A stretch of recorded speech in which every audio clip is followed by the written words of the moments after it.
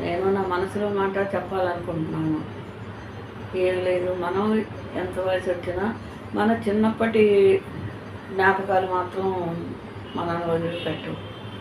అలాగే చిన్నప్పుడు ఎన్నెన్నో జ్ఞాపకాలు ఎన్నో ఉంటాయి.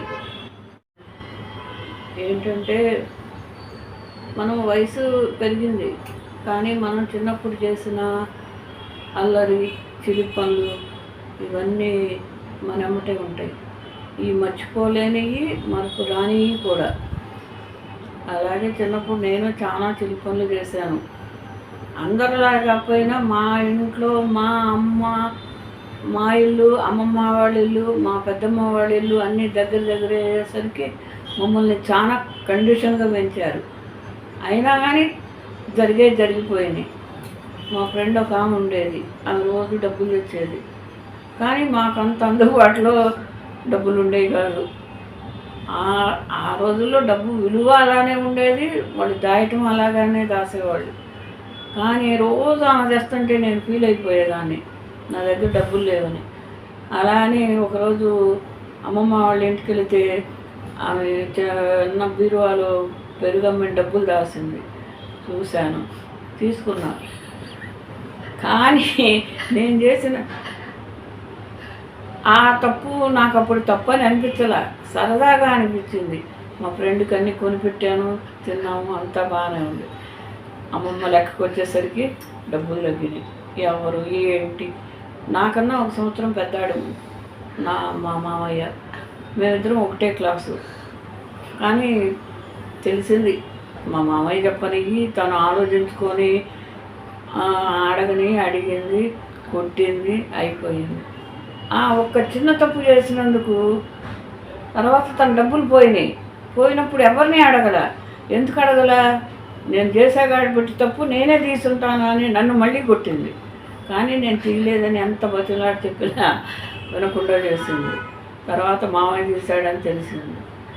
అలాగే ఒక్క క్లాసులో ఉండి ఒకే రకంగా చదువుకుంటున్నా చేసే చిలిపి పనులు చేసేవాళ్ళము, బాగానే ఉండేది.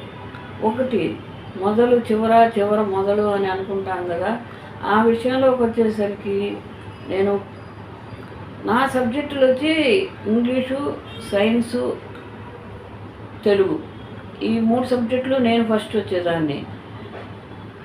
సోషలు, మ్యాథ్స్, హిందీ మా మామయ్య వచ్చేవాడు.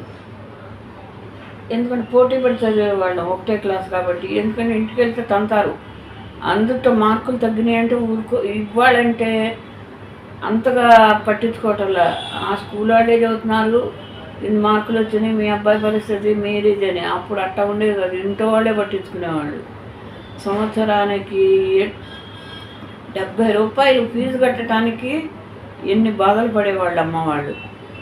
ఇవాళ 70,000 అయినా కానీ ఈజీగా కట్టేస్తున్నారు ఫీజు చిన్నపిల్లలకి. అలాంటి అనుభవాలు. మా మామయ్య కూడా చాలా జాదు.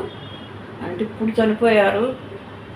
ఆడ ఫ్రెండ్స్తో కలిసి మామూలుగా అందరూ అనుకున్నారంట, చనిపోతే అందుట్లో డబ్బులు బంగారం వేసి పూడుస్తారు సాయిబులు అని అనుకున్నారు.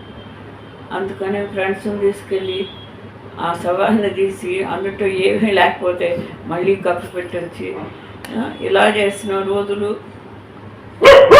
ఉన్నంతకాలం మేము సరదాగా అలా చేసిన రోజుల్లో మామయ్య మళ్ళీ అక్కడ వరకే పోట్లాడుకునేవాళ్ళం. ఇంటికి వచ్చేసరికి ఇద్దరం ఒకటే మాట మీద ఉండేవాళ్ళం. కానీ ఆయన చనిపోయారు.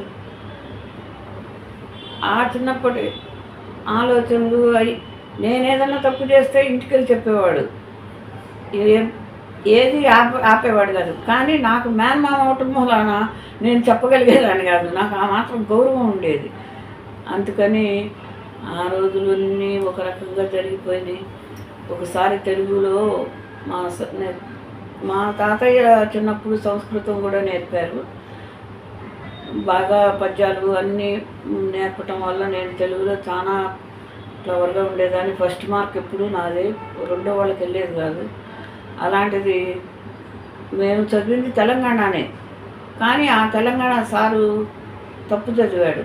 చదివితే కాదు సార్ ఇది అని నేను చెప్పాను. చెప్పేసరికి ఆయన అది మనసులో పెట్టుకున్నాడు, ఫీల్ అయ్యాడు. తర్వాత నాకు ఫస్ట్ మార్క్ రాలా. ఎందుకు రాలేదా అని నేను చాలా ఇదైపోయాను. అంటే ఎందుకు, నేను రాసింది తప్పులేమి లేవు, నేనే ఫస్ట్ మార్క్ కాబట్టి మరి ఎందుకు పోయింది నా ఫస్ట్ మార్క్ అని ఇదయ్యా. తర్వాత అన్నారు, సారు ఫీల్ అయ్యి ఉంటాడు నువ్వు చెప్పటాన్ని బట్టి, అందుకనే ఆయన నీకు సెకండ్ మార్క్ ఇచ్చాడు.